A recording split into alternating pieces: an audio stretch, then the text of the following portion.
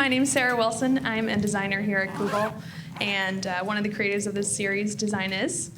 Thanks everyone for coming tonight. We have an exciting talk. The topic is Design is Elemental, and we'll be covering off on the foundational systems that create those end user experiences that are not only usable, but are also delightful, that elusive word. So our speaker tonight is Elizabeth Churchill. She is a user experience director here at Google. She creates tools and improves the tools that designers and developers use every day grounded through really research, insights, and science. She spent her career at the intersection of academia and industry. So she spent time building teams with organizations like eBay, Yahoo, Fuji, and her work focuses both on the short-term needs of those organizations, but the long-term impacts of the system she creates as well. She's also received over 50 patents, written 7 academic books, and 100 publications. She's received her PhD in cognitive science from the University of Cambridge, and both her bachelor's and master's from the University of Sussex. She's also received an honorary Doctor of Science from the University of Sussex for her continued contributions to the sciences underlying the creative technologies. So without further ado, welcome Elizabeth. Thank you so much, everyone, for coming out tonight. I see some familiar faces and some new ones, so thanks very much for being here. And although I'm speaking, I want to give a shout out to a lot of people. Rich Fulcher, Michael Gilbert from my team. A lot of the work I'm going to be talking about today was actually conducted or led by him.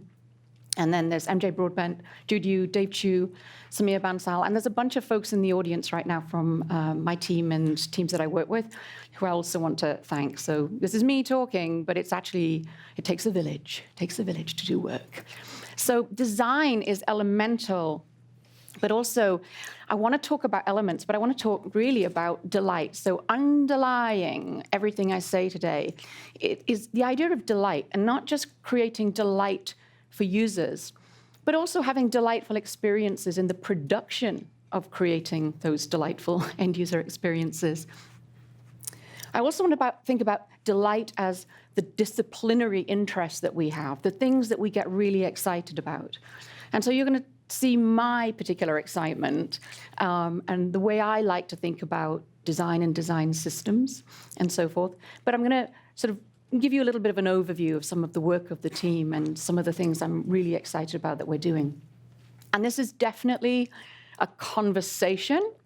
So I'm hoping that a lot of folks will stay around later and talk to each other, talk to me, and give me your reflections, because this is meant to be a personal reflection and a little bit whimsical. So I invite you to be whimsical with me. So what does elemental mean?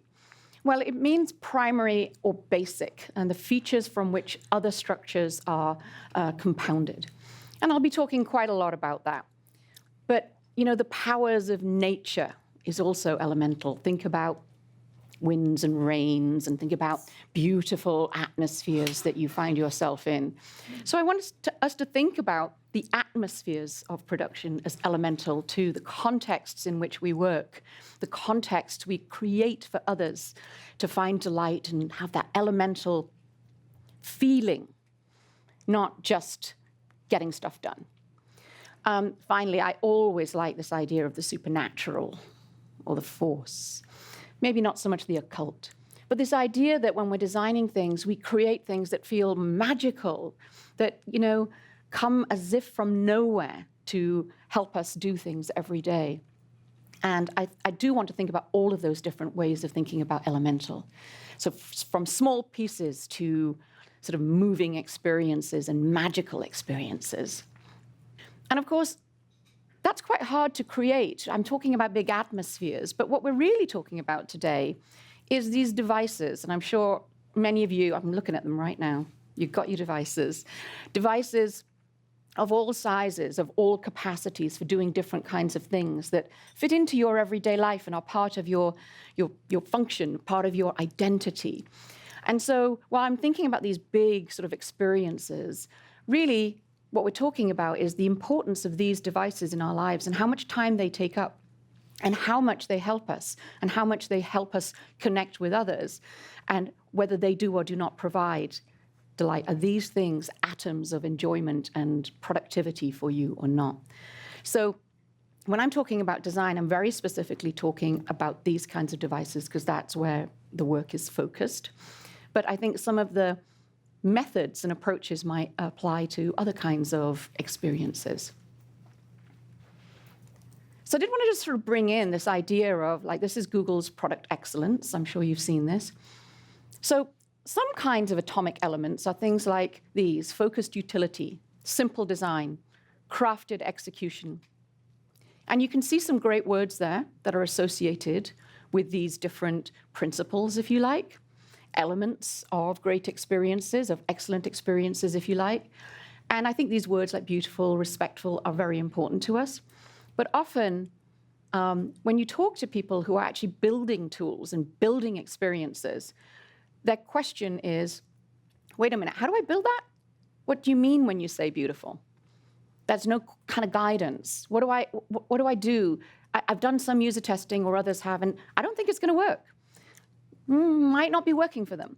So we've done quite a lot of interviews with designers and developers to try and understand how they feel about these grand, important principles and how those are taken into the atomic elements that will result in those principles. And everyone is very committed, but sometimes the path there can seem a little obscured. So how do brilliant designers and developers go from this beautiful principle, for example, of beauty or whatever, and actually start to build those experiences? Well, they have a lot of resources available to them. Here are some of the resources. So there's a lot of knowledge to share. So people go to look at different perspectives from other people. What have you done when you created something that's beautiful? UI patterns have been around for a very long time, at least since the 60s, actually possibly before. And certainly in disciplines like architecture, they've been around even longer. They've been around for a very long time, this idea of patterns that we follow. Case studies are very much part of people's go-to place. Then there are some principles that are go-to principles and guidelines. And some people use heuristics. They will say, you know, I've seen this before, and I'm guessing this is the right kind of thing to do. And people also, when they're designing and developing, will resort to looking at standards. Standards like, you know, guidelines for accessibility, because those have been bubbled up from lots and lots of people's experiences. And they're codified knowledge that has been compiled. So you're sort of standing on the shoulders of giants, if you like, by re-implementing and then bringing your own perspective. And a few years ago, we started to hear about this thing called design systems. And I'm guessing probably 2014, 2013, something like that. But what's different about design systems are that they bring together design and principles and engineered components and, of course, research that underlies what are those collections that have been brought together. And I'm going to show you some examples. And how can you use those collections in order to close that gap between building something that's basically embodying beauty and sitting and trying to, with the blank page, how do you get there? So my research world is in this kind of space of design systems. And the team that I work with and manage, we do everything from qualitative research, interviewing designers and developers, to surveys, to doing desk research, reviewing a lot of the principles that exist, and then selecting how we can test those principles to see if they actually land for people. So I'm going to give you some examples of that work. But before I do that, I want to give you more context. So here at Google, we have material design. Many of the people in the audience, I think, are very familiar with material design. And material design, the motto, the vision is beautiful design, Google scale. came about in about 2014. And if you go to material.io, you'll see a lot of guidelines and principles, as well as you'll be linked to places to get code and so forth. And the story of material design is that Google wanted to create coherent experiences across multiple different products and create consistency, but also create some beauty and a great user experience. And so some of the elements that the brilliant designers, I was not around at this time, explored, and I'm going to show you some images and so forth from that time. They took this notion of elemental, what are the building blocks, the pieces, the elements that you as designers need to have, and then how do they fit together to create these delightful experiences built from these atoms. These are form, shape, line, texture, color, spelt my way, space, and movement. And I'm going to show you some examples of that from material design. And the idea was to provide great guidelines, not just about these elements, but also how they fit together in the experiences that people are going to have. So here we are. This is actually a pretty old slide, but you can see that material design is evolving and has always been evolving. And there you can see there are components that you can get in Git and so forth. But here you see some of those elements. You see, everything from fonts, you see, and typography. You see different kinds of button and so forth. And all of these elements exist.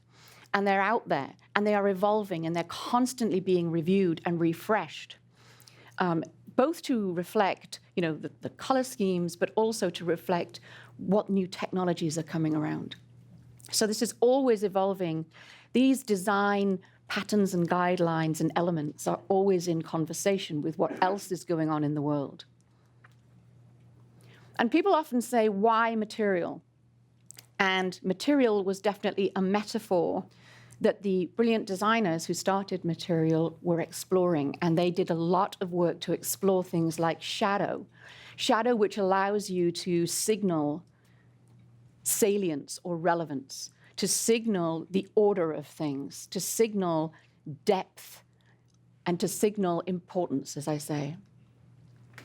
They also explored things like shape that moves like a material. What happens when you move something? Where does the shadow go?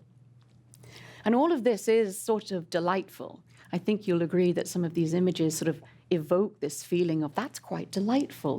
These were explorations at the very beginning of material. And they actually also built physical objects. And you can see these displayed. So these physical objects were about playing with this idea of shadow and light coming from different directions, so that when you look at a flat screen, you start to see these beautiful shadows, and your eye is drawn in to certain places. So this is from 2014. I think you might recognize this physical thing that was being explored and played with and looked at to see what it evoked in terms of how people felt about this. And I think you've seen this before, probably. So this idea of experimentation, of building these elements, these design elements through experimentation, has always been built in to the development of material design. Here are some more images that were created at the time, looking at how do these layers play out. And here you can see sort of translated into another rendition, always doing these explorations. And here you can see where the elements start to get composed into potential patterns for beautiful experiences, and also, critically important, experiences that draw the eye to what is salient, that invite interaction of a very particular kind. So the experimentation was always important for that. So here you've got another example of the layers. What are the layers that matter? Where does action and interaction come? Where does information that is going to be acted upon lie? How does it sit in relationship to each other? And although these are some of the explorations that were done several years ago, this principle of exploring, of testing, of trying remains part of the everyday practice of the development of everything you see on the material design or material.io site. So here we have also motion. So when I gave you those basic elements of design, motion was part of that. And there are a lot of explorations on what's the right motion to evoke a particular kind of emotion. So if you think about something that's really juddery and sharp, how does that make you feel as a human? If you have something like boom, what does that do to your emotional, psychological state? What is the perception of that in terms of how you react? And one of the things that Google has been investing in a lot recently is this idea of digital well-being.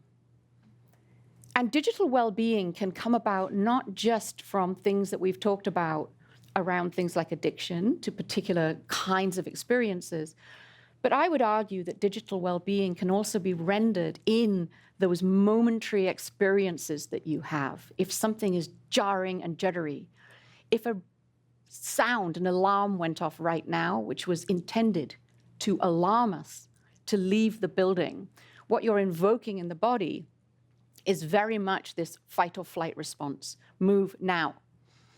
And so everything we design is really designed with this idea of how does it bring delight or non-delight, invoke action in the body. And so I think these motions are really interesting. And I've been talking to a number of people about what is the personality of motion? What is playful? What is serious? What is urgent? And of course, when we're doing this, you have to think about how it renders across all of these different devices. So it may look very different. A sudden urgent something flashing at you on a small device might be very different from a tablet or your giant TV, because it will sort of affect your visual system differently, and you'll have a different body reaction to it. So there's some really interesting things to play with in this space. And this is where I want to come to this idea of frameworks for thinking. Because something like a material design system or any design system or any set of guidelines, they can be used in multiple ways. You can look at them and say these are rules to follow. You can look at them and you can say these are templates that I'm going to work within. You can also look at these systems as provocations to question and reflect and augment and contribute to. And that's what sort of brings me back to this idea of these may well be the elements, but how do these elements render? And how do they fit together? And what do they evoke? And what mood do they cast? So there's always a critical questioning around that. So, if you're in a hurry and you've got to get something done, boom, boom, boom, take the guidelines. If you're in a more creative space, the critical interrogation is really important. They're a provocation for your creativity. So that's where I come to the periodic table. So I've always been fascinated by the periodic table, 1869, and there is my gratuitous picture of Dmitry Mendeleev, because I think he's a genius.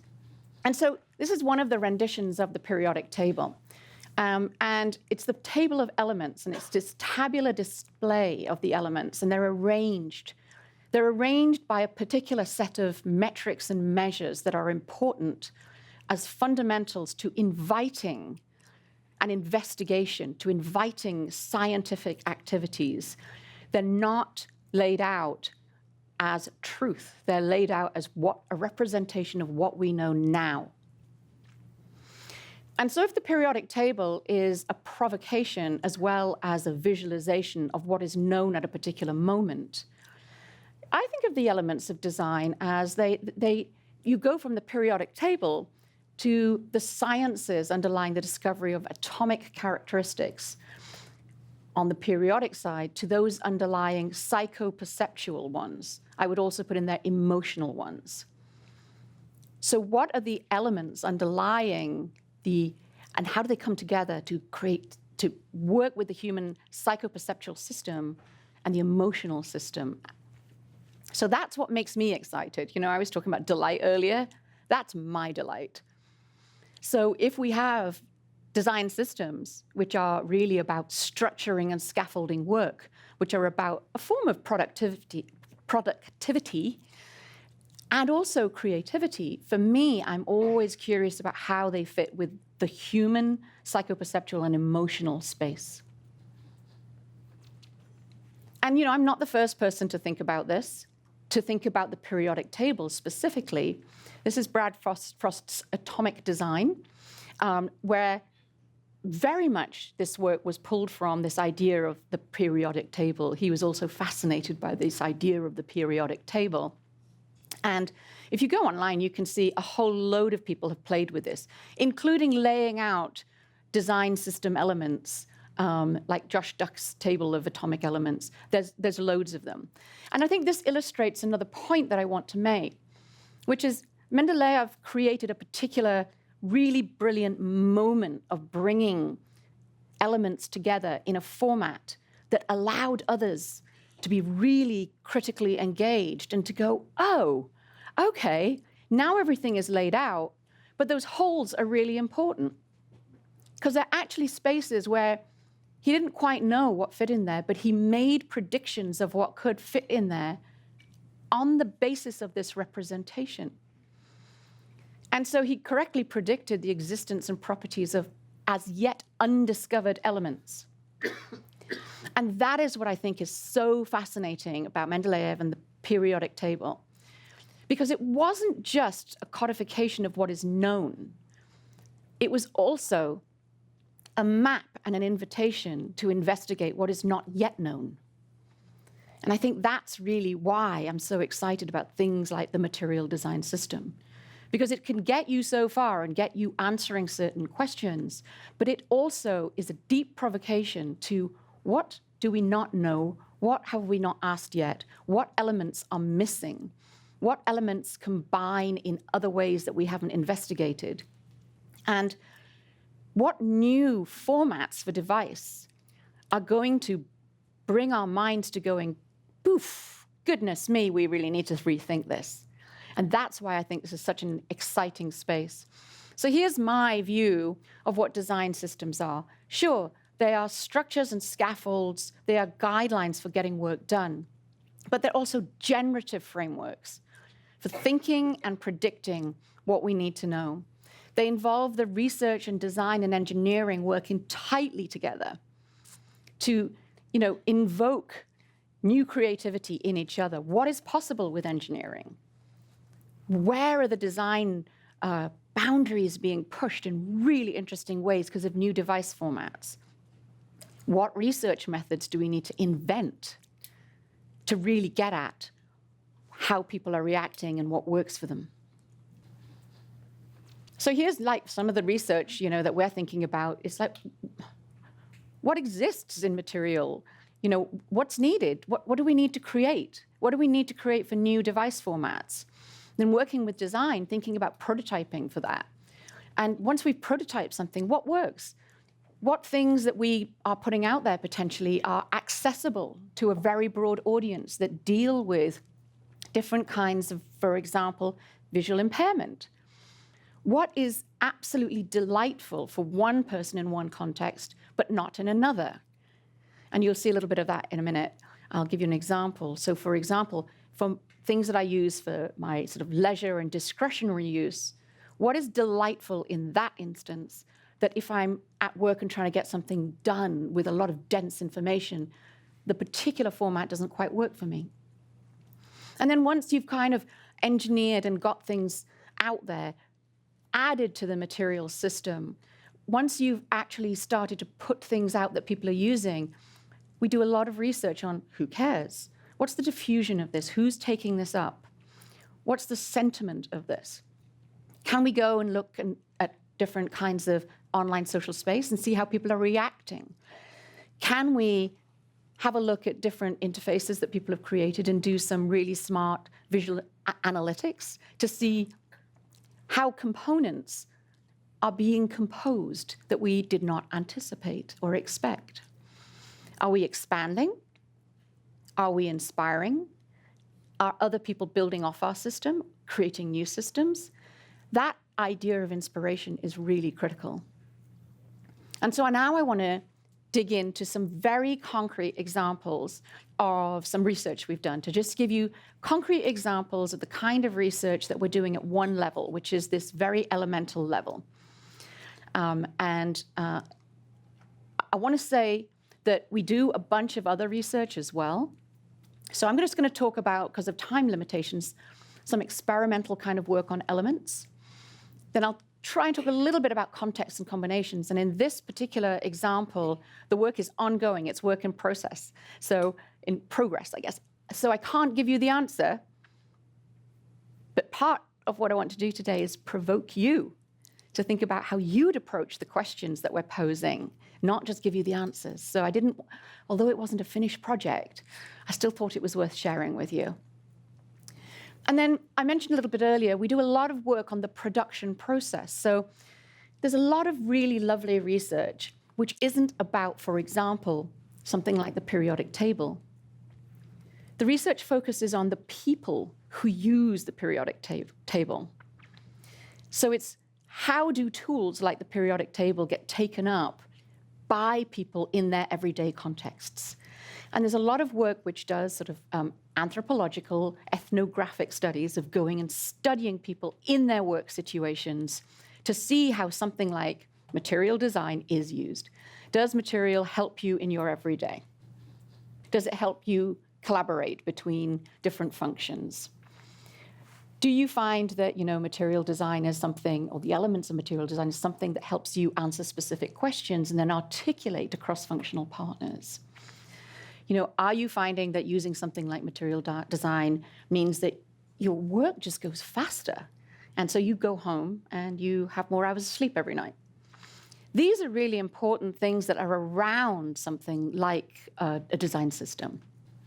So we do a lot of work on that, but I won't have time to talk about that tonight. But if you want to talk about any of that work later, I'd be delighted to. So I'm going to go very granular down into the elements now. This work was done by Dave Chu, Michael Gilbert, and Samia Bansala, who I mentioned earlier. And this work, I talk about this work quite a lot because it's one of my favorites. So that is one of the elements of design. It's a line with a label. I imagine everybody who's done design work does a lot of these kinds of lines. I'm seeing some nods. So we were interested in the end user, maybe the psychoperceptual experience that users were having. And so the first thing that was done was to come up with these different elements of usability. Like, do you know it's a text field? Can you see it in a form? Has anybody ever gone to a form and you're like, where am I supposed to put the cursor and type? So can you locate a specific one? So you're looking for something very specific. Do you understand all of the parameters and all of the information around that field, what you're supposed to do with it? And can you do that quickly and efficiently? So now what we have is a design element that we have broken down into things that matter to people, that are psychoperceptual. And here we worked with some brilliant designers to actually come up with what would be the parameters you'd want to push. You've got the label position, you've got the size of font. What are the critical ones that sit within this system that derive from a set of design principles, but that we want to really understand how people perform? So this was created by Michael, and basically it's an experiment generating machine. We took those parameters, they took those parameters, the team, and then you could click on the different buttons and generate all of the conditions that all satisfied different permutations, if you like, within the space of the elements that come together to make a line. So we're going from like small atoms into elements into compositions. So generating these, the team came up with, I think it was like 144 conditions or something. And then people were asked, this was on Mechanical Turk, people were asked to do a whole set of tasks which were timed, and then there were qualitative questions asked later.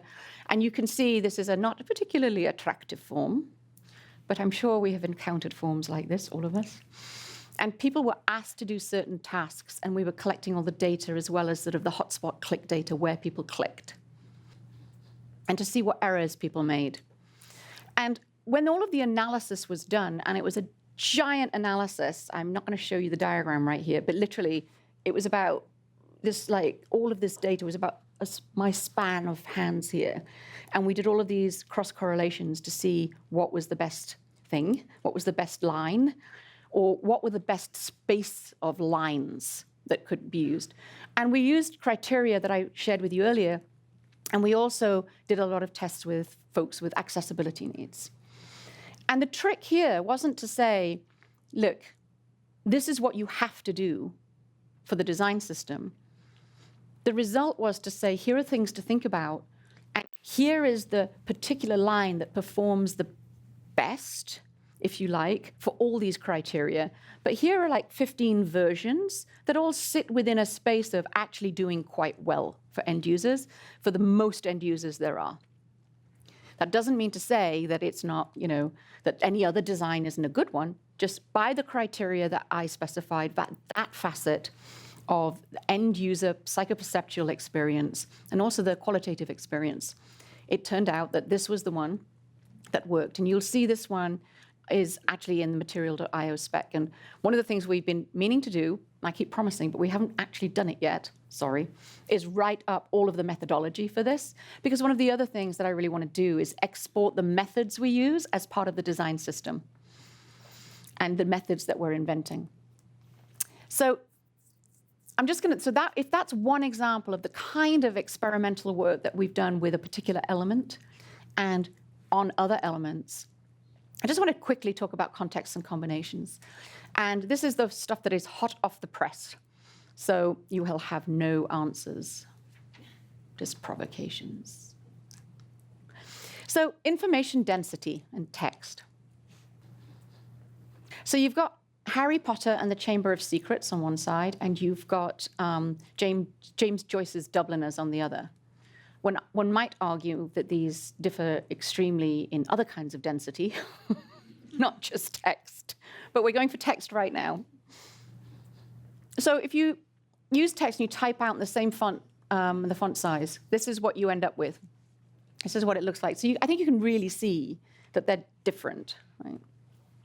But the question is, what works and what doesn't work, and for whom and under what conditions? So here's inner density. And this is the degree of compactness of objects within a single container.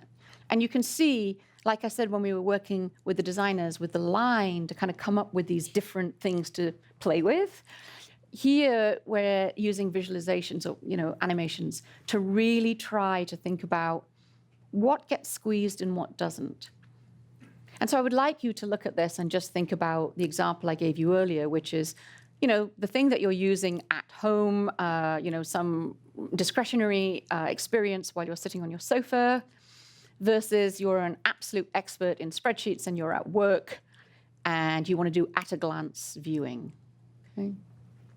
So these are the kinds of ways, I think, that we're trying to experiment with what works when. So here's outer density. This is compactness across multiple containers. And here you've got the pertinent information to all information on the page being extended and retracted and extended and retracted. So I think you can start to see here how we start to play with this idea of density and experience and overload or underload. So I guess underload would be, I don't have enough information in here. What do I need to do in order to get that information? So here's the work in progress. Here are the sort of thoughts. So if you're deciding how dense a design should be, here are some things to consider. The user intent. I gave the example between sitting on the sofa and at work. The complexity of the content itself. The interaction complexity. So the content complexity is, can you at a glance understand what it is that you need to see? The interaction complexity is how many things do you need to do with that information? And then there's also the information architecture, because if you need to go and find something somewhere else, how do you do that? And is it clear and obvious to you how you do it? And so, here's one of the guidelines that Michael was sharing with me the other day. Increase inner and outer, but keep the information constant. And that's sort of based on talking to people and looking at people doing tasks and thinking about and seeing where they seem to have that stress that I was talking about earlier, where people seem to get super stressed. So there's a whole lot of research, I'm sure many of you know this, in the games industry, where they will actually do, there will be a camera on your face and they will look to see if you're engaged and delighted or not by the facial expressions you make. When you do this kind of work, it's a little bit more subtle, but you can see people kind of going, what, where is it? And you can see confusion and you can see stress and you can see anxiety. And people may not report later that they had a difficult time with something, but if you're watching closely and observing, you can often see that somebody is doing a lot of work to get to do something. And that is probably, unless you're playing a game trying to increase your expertise, that is possibly not a delightful experience. So I wanted to kind of leave a lot of time for questions. So I'm going to sort of wrap up right now, but I do want to go back to a few points.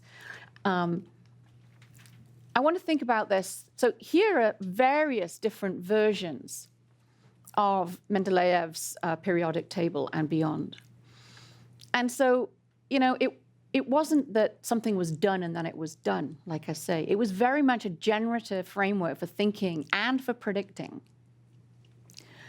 And design systems really do bring in the research, the design, and the engineering together to really help us sort of think about what are the provocations? What are the prototypes? How do you push something? How do you then evaluate it? And I hope what I've shown you is that, some of the methods that we use may need to be invented in order to answer these complex questions in a deep way. Because the other thing what we want to do is generate insights that can be picked up by others and interpreted in other contexts. So it's much more of that kind of scientific, ongoing community of practice and sharing and this critical investigation.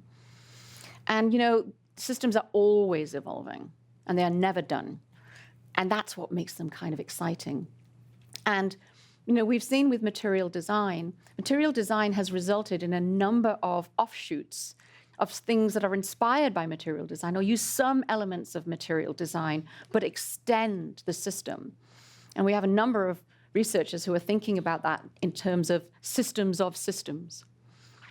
And what are the core elements that repeat and replicate and repeat? And what are the elements that go away?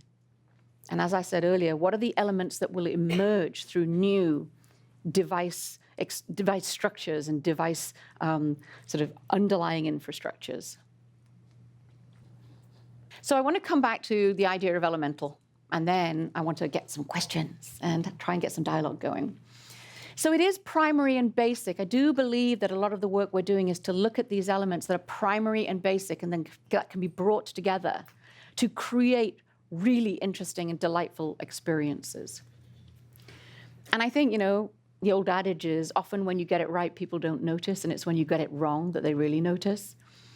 What is this sort of experience that you have in a small moment with a small set of elements combined in the right way that has a big impact, that really changes the atmosphere of your day, that creates the atmosphere of your day? And as I say, being a little bit magical about that is important. But what I hope I've shown you is that I think that you can get to magic through pretty rigorous science combined with great design and great engineering. And, that's what we all probably want to do, right? Create some magic, but no, we've got it right and we understand why it's magic. And so thank you for your attention. We have a chunk of time for questions, so I'm hoping I'm going to get some really good ones. So thank you. So as you're pushing the envelope of design and making all these changes, how do you address all of the learned behavior by end users? So they've been using systems, they've learned it. I think it's a really good question. And we know that there are learned behaviors and then there are general resistances to any kind of change, which it's important. But I think what one has to do is do effective onboarding into the new. And what I think history will show and research has shown is that if there's a significant benefit, people will make the effort. The other thing is to make whatever change you make be very articulable and really exciting, because we talk about the end user, but there's actually end use, there's use. And there is seldom any situation in which there is a singleton person once you go away from the interaction with the screen. So if you have had a great experience with something and you're like, Elizabeth, can you just get off that app because this one does it much better? I'm going to show you. It's only going to take you 5 minutes to learn this, and here's the benefit. I'm going to do it, and I'm going to try it once I've seen the benefit. So I think articulating very clearly what the benefit is, potentially articulating what the pain might be, and actually having others recruited to actually be the people who onboard what we used to call the late adopters. I call myself the resistant adopter. I am completely a creature of habit. But I think not thinking of it just simply as, here's a new design, have at it.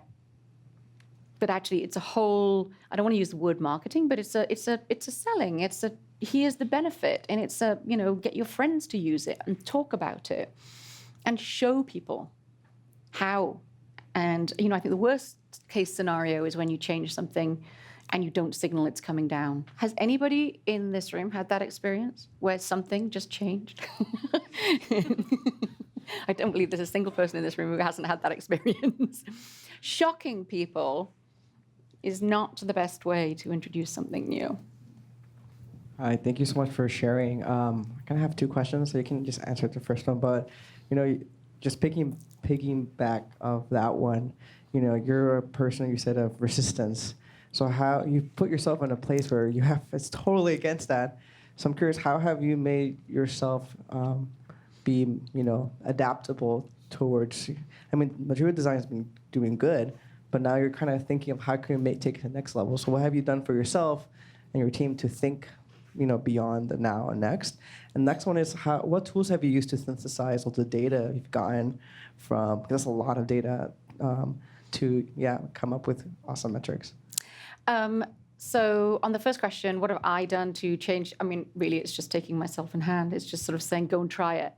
Just try it out. And I will confess that I actually have 2 phones, and I have several tablets. And so I tend to try. So I tend to have this is the go-to one that I use for urgent things. And this is the experimental one that I will try new things with and try new things out. But I think it's just being in the spirit of experimentation. And honestly, I can honestly say that it's also feeling a little bit of a sense of responsibility because of my role to try things. And so if I can't be the kind of person who tries new things, then why would I expect other people to? But I have definitely just tried to do that. And I think the other thing is to start to think about how often these tools or these whatevers they are draw us into habits. And do I want to actually reflect on and break that habit? So, actually, I think with digital well-being and mindfulness and so forth, I'm oddly actually trying to break a few things to see if there are ways that I could be more effective, more efficient, spend less time, and will that increase my kind of general sense of well-being, and questioning whether I really need certain things. So I'm really excited that the world is starting to talk more about this. I'm also really excited that, people, consumers and so forth are demanding more around, can you make this easier to use? Can you make it better to use? Can you make it more aesthetically pleasing? Can you actually take up less of my time? I think it's really good.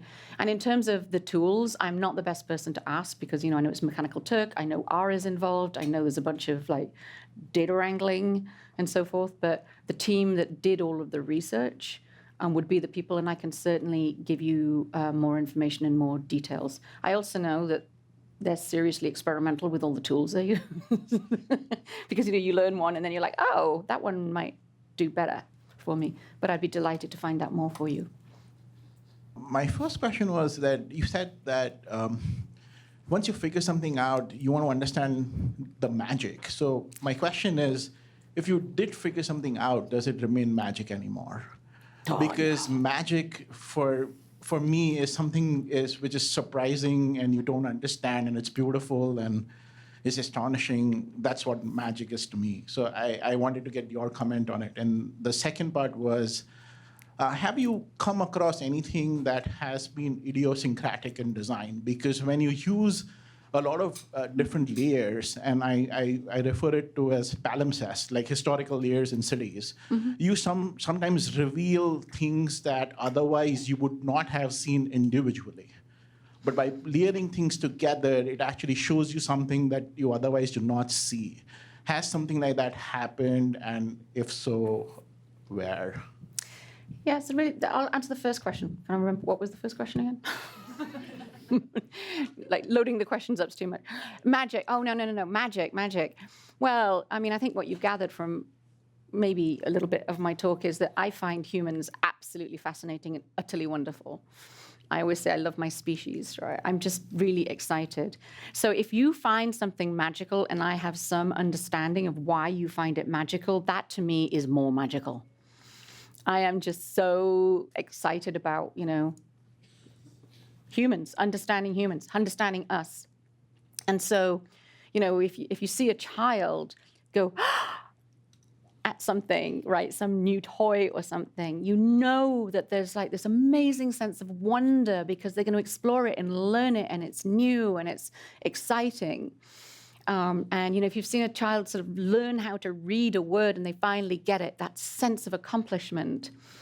If you've been trying to teach somebody how to snowboard and then they get down finally and they don't fall over, and you see that look of joy on their face because they have mastered that thing, there's nothing more magical or exciting in the world to me than to see those kinds of moments. And I'm sure people in this room who have designed things, when you've worked and you've worked and you've worked and you've tried something, and then you build a prototype or something and you put it in front of somebody and they go, oh, I think that's magical for you too, right? That's magic. Then was there things that were surprising to me by combining things and I hadn't expected? That is such a good question. I think I have a lot of little examples, but I'm not sure I can come up with a big example. I'll give you an example from a very long time ago. I was working on large interactive displays in public spaces, and I had, my team had installed one in a cafe, and we had put a little, like a scribble out. You'd use your finger to just draw on something. And we thought it was just going to be used for news and just, I don't even know what we really thought. And I was getting all of these sort of scribble drawings coming to me and so forth. And I was absolutely excited when I started to see these conversations coming out in these drawings. So somebody would watch someone else do a drawing, and then that person would sit down, the other person would come up and do another drawing. And they ended up being chained into conversations that became real conversations. So I'm not sure if that's quite what you call a palimpsest, but we had the context, which was this cafe, and I did not think that people would be talking to each other necessarily. It was an information consumption point, but it became a creativity collaboration point. And just the sheer, again, creativity and conversation, and we kind of created what microsociologists call a ticket to talk, but people were talking in person and through these sketches that they were doing one after the other. It was just this really magical moment of this sort of, choreographed, semi-choreographed creativity, which I, just, again, made me really excited about tools in the right hands in the right context, So let's take, for example, that form and that line where you gather so much qualitative and quantitative research to find the magic element that performed the best for your average user. But have you done anything where you're actually almost finding different paths depending on what demographic you're actually trying to move through the process. Let's say that my niece will find a form different than I will find, or my mom will actually be able to get through. And not only that, but my mom who's in Colombia, in South America, will find it different than someone here or someone in the other side of the world, say like in Asia. Look, so is there a place where you see these design elements and patterns trifurcating or bifurcating or whatever the word is, where the actual preference lies with the end user who gets to actually choose how they can move through the experience in a better way, or, I don't know. Yeah, so we haven't done a lot of extensive research on that, but you put your finger right on a very critical button. We want to do more of that. I think where we have done some of that is people with accessibility issues, especially visual impairment. We've done quite a lot of work on that. And we did some initial work, which was, I would say, a rather simplistic first sort of take on looking at some cultural differences around information density. And one of the things that has come up for us, and we're actually a relatively small team, so we haven't really looked at this, but really interested in looking at things like cognitive impairment and some of those dimensions. So I'm really pleased you brought that up because I think it's critical and really important. But honestly, we haven't done any really rigorous work in that space. So if you have pointers for where to start, I would love to hear from you. That'd be great. Hi, thank you so much for your talk. It was awesome. My name is Ben Holland-Arlen, and I have more of a change management question. So you talked a lot about science and experimentation, but hypothetically speaking, if you work in an organization that's more sort of in a creationist model still, do you have any recommendations how to, nudge towards more scientific experimentation instead of believing that, dinosaurs lived like 2,000 years ago or whatever? Let me think. Well, I think it's about breaking the question down into something that is meaningful for the people, right, who are doing the creationist thing. So I very fundamentally believe that science and experimentation are not antithetical, is that the right word, to really, really great creative work. And I have to say, we work with amazing designers, and a few of the designers that we work with, at the beginning of thinking about this, kind of sounds cool, but is that going to stifle my creativity? And once we started saying, no, this is a collaboration, because actually we can take all of these creative dimensions that you've got, and we can help you break them down to see how people react to them, and then we can do some tests. And like I said, we're not telling you what's right or wrong. We're saying, here are the parameters that we built together, and here are how they perform for people. Because ultimately, honestly, I wouldn't say I found no people like this, but I have seldom found people in our industry who, when you say, are you interested in understanding how and why people love what you do?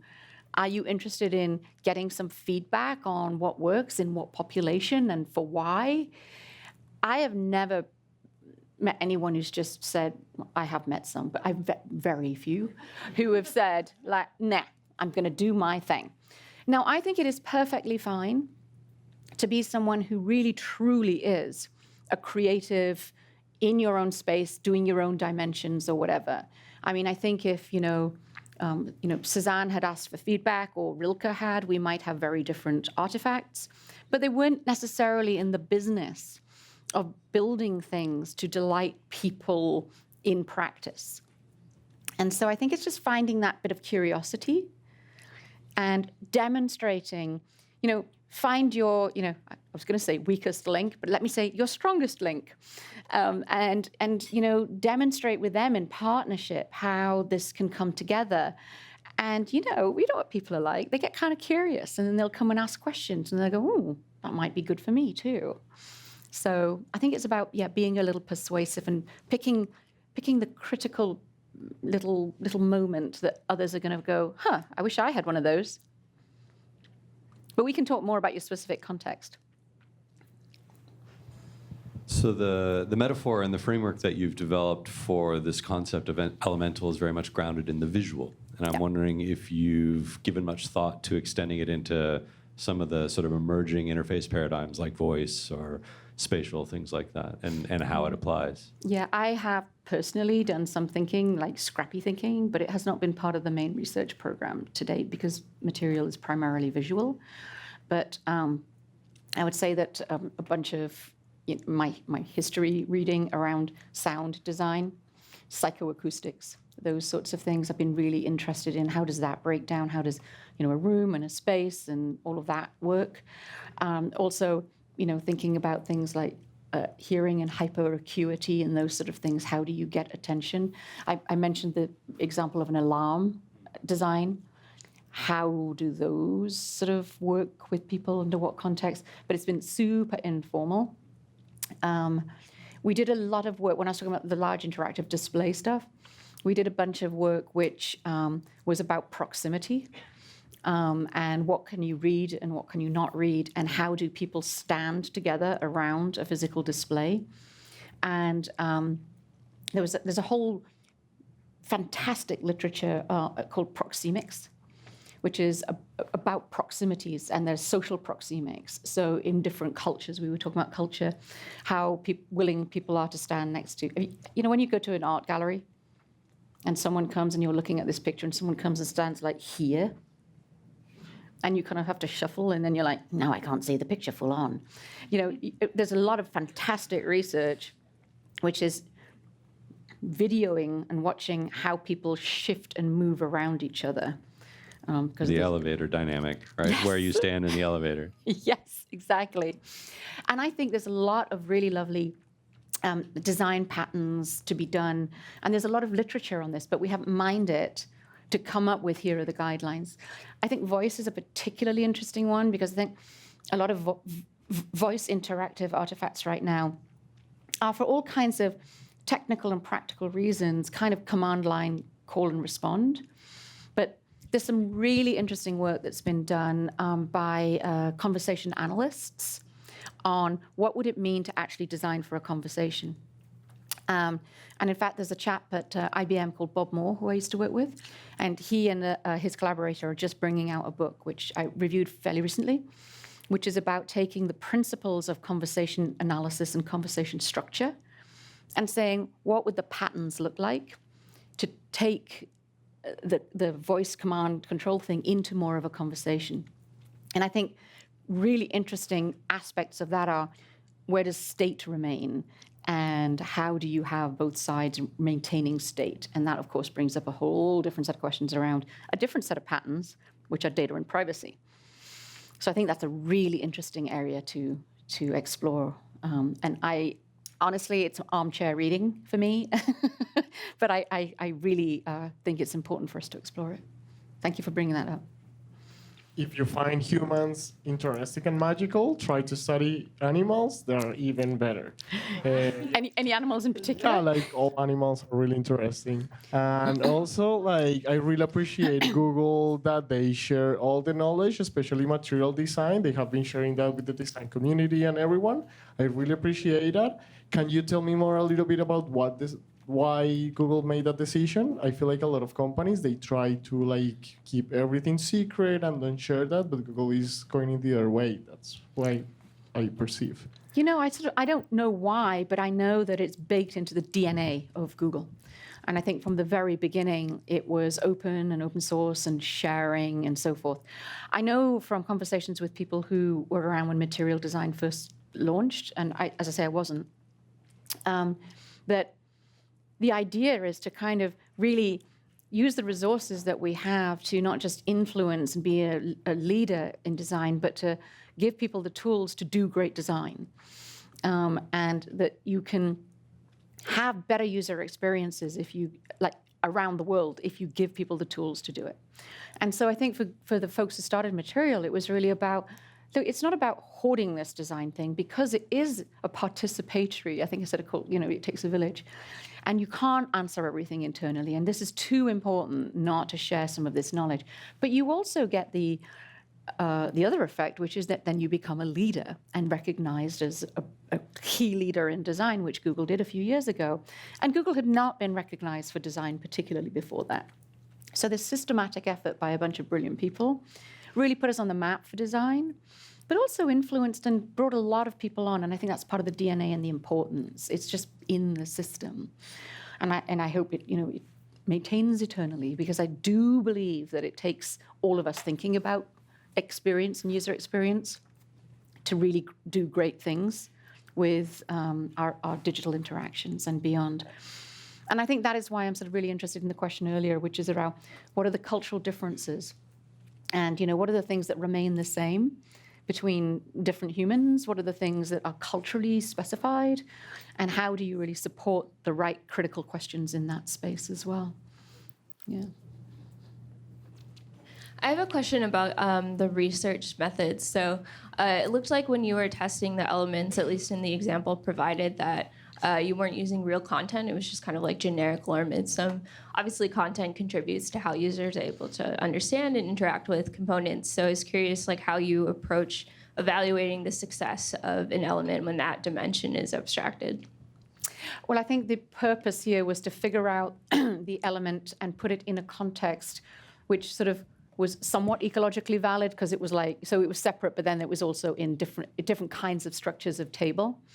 And for sure, if this was very salient information to you or familiar information, you'd probably behave differently. But honestly, I think it just came down to what is the minimal that we can do to actually look at this thing, because you could end up boiling the ocean with every different context.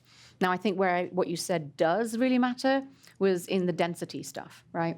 So rather than specific content, I can imagine one dimension to go into is this, like, are you working on an enterprise application and you are an expert and you have, like, dense information is what you want because you know where to look? That is going to be really importantly different than if you're in this discretionary space. So I think in that more sort of abstract line, I think we just wanted to show which were the kinds of lines that performed the best in a variety of different contexts. But I think where it starts to get really important is things like information density, because I think with a line you can kind of get away with it more, but the user intent and the context is really important for this other one. So I think we're going to have to be even more careful about, picking that up, finding out what are the right conditions which are sufficiently different but representative of different dimensions. And that work is sort of being done and ongoing right now. It's a great question, because I do think it really does matter in some contexts more than others, and I think we're coming across those now. Hi, thank you for the talk. It's very insightful. I'm wondering, how do you develop the criteria by which to measure the success of a design system? Like in the form example, you showed the criteria that was used in those tests. Mm-hmm. I'm wondering if there are less obvious criteria, such as business goals, something like that. I think that relates to the last question. I think there are, and I think it's important to start to boil those down or reduce them to things that are tractable within a study. And then, honestly, my hope is that if we start to publish our methods, you in your particularly different business context might, work with you in a different business context, and then, and you say, doesn't generalize, doesn't transfer, because that is also the project of anything that is science, right? Which is to try and figure out what the next thing is, where something does work, where does it not generalize, how does it apply? So, we're a very small team, and my hope is that some of the things that, I talk about here or some of the things we publish, others will try. And, like I said, the project of anything that's science is about telling us, doesn't work in this context. Let's try it in this other context. And here's why it didn't work. So, I think the question is the right one. We were super pragmatic. Thanks. I know we're running out of time, but I was really curious about the bit you mentioned about production. Your work is clearly very thoughtful and has a lot of considerations. Is there a technique or two that you use to help good meat done in some way? Help good meat done? Yeah. What do you mean? Sorry. Taking the research that you're doing and getting it to a point where you're comfortable with it being correct, and then put it into production or get production to be efficiently sort of met, so it doesn't just keep going on as research. Oh yeah, absolutely. And so, and that's again where the project of science is never quite done, but a study is done. So that recommendation for that particular line or whatever is, look, this might not be the best line for everybody in every context, but it performed the best against all of the other options in these particular contexts. Please try it and see how that works for you. We do that ourselves as well. And then the next research project might be that a bunch of teams at Google try that out. And to the question earlier, the great question earlier, they try it out and they're like, in this context it worked and in this context it didn't. And then we work with teams at Google and also try and get feedback from teams externally to say, oh, okay, maybe we'll do another study. So the specific research project ends and a recommendation is made with a particular confidence level, but that doesn't mean that it's the end, be all and end all. And so the trick, I think, is to give a rationale and give a method and keep an eye on something and maybe do more studies. But the studies are a different kind of study, so they become splinters of the original study, which like investigate context or something. But you know, everyone in this room who's done any design work knows that you can go on forever. And ultimately, there are certain performance indicators and measures and metrics which may be yours or maybe the business's, and you are privy to them and you are prey to them, whatever the term is. You know, you need to, those are the things you need to land. So one of the classic things, of course, is change management. So people will put something that is palpably better out, and everyone who's a user will go, "Gah!" And you know, that time for change won't be allowed, so you never really get the key measures and metrics and so forth, and to show that you've actually improved an experience. And so I think that's where the great creative moments are going to come, which is how do we figure out what's the right time frame for something to be adopted and changed, and the change in a positive direction. And so I'm super interested also in like finding out what the measures are and the indicators are, and actually having some time baked in where you kind of have different time frames, like beacons to come back and check trajectories over time. And we don't have the resources to do a lot of that right now, but as we partner more and more with teams, that kind of conversation happens. I hope that answered your question. Thanks for the great question. Thanks everyone for coming out. We'll have our next month's speaker announced shortly. Hope everyone comes back. I have one last thing, which is I have some cards here. Anybody who wants to be involved in any studies, come and get a card, please. We need you to come and help us. And do you know what would be great if you come and do studies with us is you're all critically reflective people. So you'll all go, I don't think this study's designed right. And we need to hear that too. So please pick up a card if you're interested.